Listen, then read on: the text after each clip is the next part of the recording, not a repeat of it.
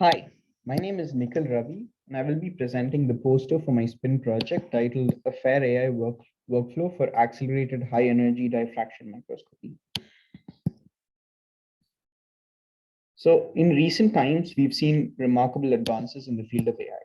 It is increasingly being used to tackle problems in science.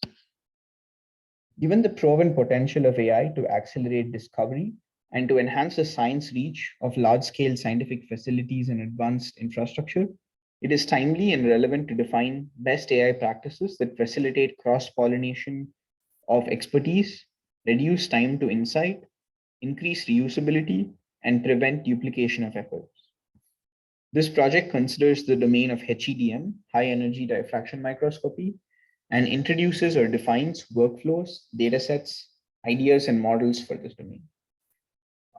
One of the terms we'll be using repeatedly is FAIR, which stands for findable, accessible, interoperable, and reusable. So the goal of this project, having said that, is to define or introduce a verified dataset for HEDM and introduce FAIR AI workflows and models for the same.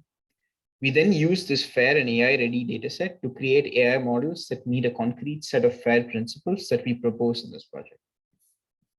So as I was mentioning earlier, the theme here is FAIR AI principles, which is an idea that is being actively researched right now. FAIR stands for findable, accessible, interoperable, and reusable.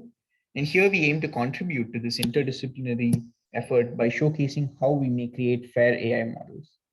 We propose that all these metrics are quantified as pass or fail.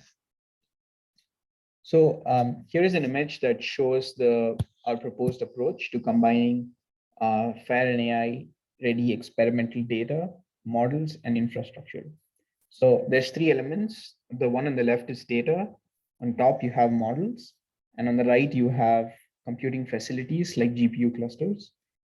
And all of them are connected by FAIR AI workflows. So in this specific project, the dataset or model that we are verifying is a diffraction scan dataset collected using an undeformed bicrystal gold sample. So this is a diffraction image dataset, and we have images which have diffraction peaks, and we're interested in the locations of these diffraction peaks in these images. So we use Bragg-NN, which is a deep learning method that can determine these peak positions faster than conventional peak fitting. So as an example, in this image, there's a diffraction peak around here. And so the height denotes photon counts, and the red dots show the peak position computed using the pseudo void profile. So we have three AI models that we published in the Data and Learning Hub for Science, which is a way to publish and find AI models.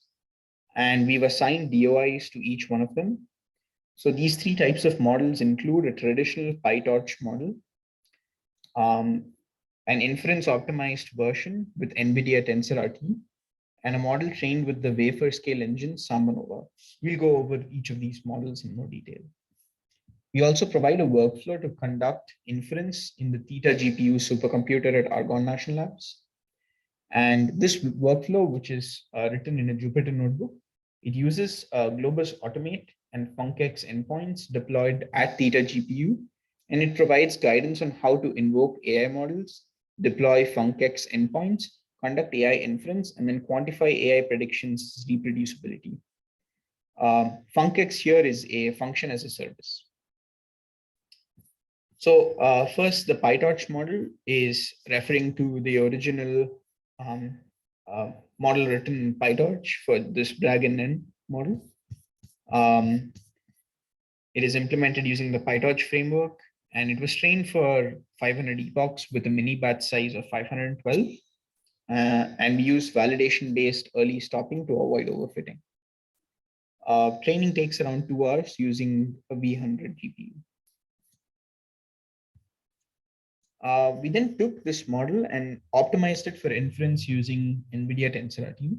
NVIDIA TensorRT is a tool or an SDK, a software development kit for accelerated deep learning inference.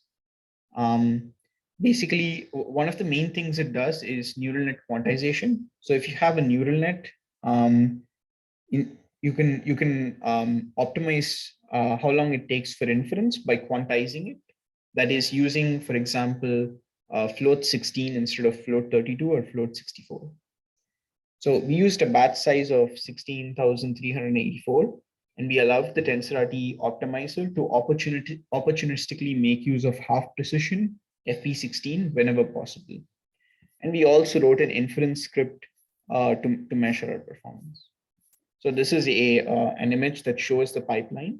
You input a trained neural network into the TensorRT optimizer, and it outputs an optimized inference engine. The third AI model that we used was the Samba Nova model that we call the SN model. The Samba Nova system at ALCF uses Samba Flow, which has been integrated with popular open source APIs.